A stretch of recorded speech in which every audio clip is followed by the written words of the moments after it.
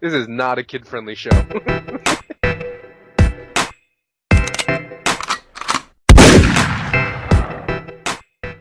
Hey yo, what is really good, my dude? So today is December 19th, 2016, and we got another RuneScape game update for y'all. So we've all been waiting for it. This is Sliske's Endgame. In case you've been living on a rock and you don't know what the hell I'm talking about, Sliske's Endgame is the conclusion to the long-lasting Sliske story that we've been biting our nails about ever since RS3 really came into fruition. So we're going to finally see a close to that, so that is monumental. Need I say more? Now, to do this quest, you need to have completed the following quests, which are in and of themselves monumental in terms of lore and skill requirements. So those quests are Children of Ma, Nomad's Elegy, Kindred Spirits, Hero's Welcome, One of a Kind, and Death of Chivalry. Bear in mind that the choices you've made in those quests I just mentioned will be acknowledged in Sliske's endgame and may have effects and outcomes that differ from player to player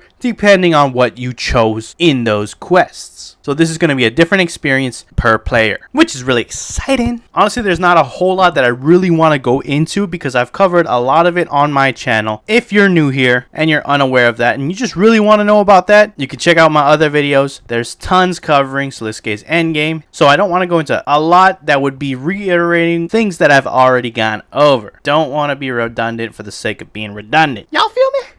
So if you have the requirements, I suggest you definitely want to go and do this. Plus there's some nice rewards, which I also covered in my other videos. But this quest looks really promising and should prove to be a really awesome experience. I can't really hype it up that much more. Now I'm going to be playing through this quest ASAP, and I'm probably going to do my own playthrough that I will upload in the coming week or two, depending on how fast I can fish it out. So if you really want to watch that, stay tuned, just like I did with Children of Ma. Hopefully it's not an extremely dialogue heavy like Children of Ma, because my voice was tired after reading all that dialogue. But yeah, my playthroughs, I do go through them blind, meaning no guide, and I just try to soak up as much as I can as possible, and I voice the dialogue, which I know some of you appreciate, so be on the lookout for that. So that's all I really want to say about Sliske's endgame. Go out there and do it, my dogs. Moving on, we got part 4, or technically part 2, but the 4th piece to the Christmas event, the Frostworld. Now this is the final piece and addition to the event. You'll be returning to another old Christmas event from the past with a little twist, so you can go check it out. Pretty interesting stuff with a little bit more rewards, so I suggest go finishing that up. Most of us probably done it in the first week that it came out and never really came back, but here's another reason to come back and get a little bit more rewards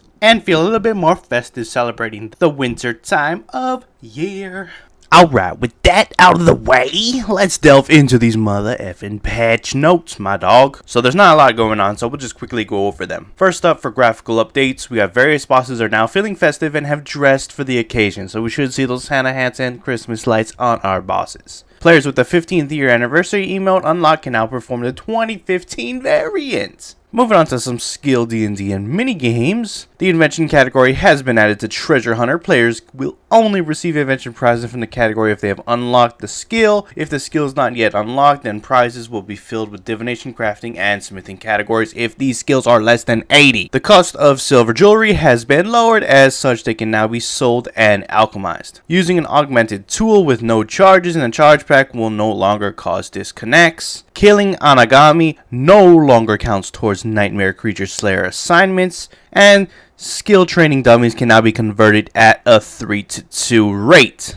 Moving on to some other updates. Mimic boss tokens can no longer be purchased on a Grand Exchange. The Garahan outfit is now available to free players. A couple of hot fixes that went live throughout last week. Code fixes related to planting quest-based seeds such as Kelda hops, and the Crystal Mask's stun resistance effect now works as intended. And just a few ninja fixes. Players must now enter their bank pin before leaving their clan, including if their clan has no citadel. And they've added all the Iron Man Daredevil team to the Iron Man Achievements notice board in Edgeville. And that's about it for the patch notes, bruh. Links to the patch notes and the game update page will be linked down below, so you can go check them out yourself if you wish to do so, my dog. Anyways, that's it for this week. Game updates. If you liked the video, hit that like button. And if you enjoyed me, I got news about RuneScape every single day, so you do not want to miss out. Trust me, dog, so hit that subscribe button. Anyways, thanks for watching. I'm out. Peace.